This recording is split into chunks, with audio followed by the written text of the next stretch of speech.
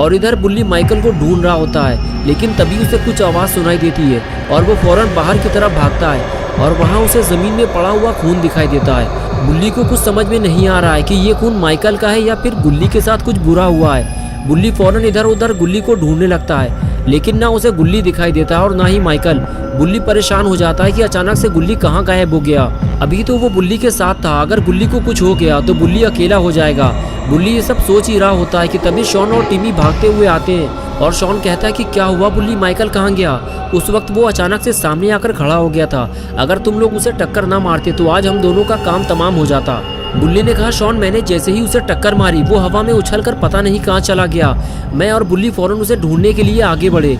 गुल्ली उस तरफ जाने लगा और मैं पार्किंग की तरफ चला गया। थोड़ी देर बाद मुझे कुछ आवाज़ सुनाई दी। मैं फौरन भाग कर आया तो गुल्ली यहाँ नहीं था, लेकिन वहाँ ज़मीन पर किसी का खून पड़ा हुआ है। ये सुनकर टिमी और शॉन फौरन उस जगह भागे और जाकर उस जगह को देखने लगे। तभी टिमी बोला, हो सकता है कि ये खून माइकल का हो, एक्सीडेंट के बाद उसे चोट लगी होगी। शॉन ने कहा, हाँ बुल्ली ये हो सकता है, और चोट लगने के बाद वो सीधा उस तरफ जंगल में भागा होगा। बुल्ली ने उसे भागते देखा होगा और वो भी उसका पीछा करते हुए जंगल की तरफ आगे निकल गया होगा। बुल्ली ने कहा, चलो फिर हमें भी जंगल की तरफ निकलना होगा। माइकल जख्मी हालत में होगा, हम उसे घेर कर पकड़ लेंगे और सीधे बाबा के पास ले चलेंगे और फिर बाबा उसका काम तमाम कर देंगे। ये कहते हुए बुल्ली गाड़ी की तरफ जाने लगा। टिमी और शॉन भी गाड़ी की तरफ भागे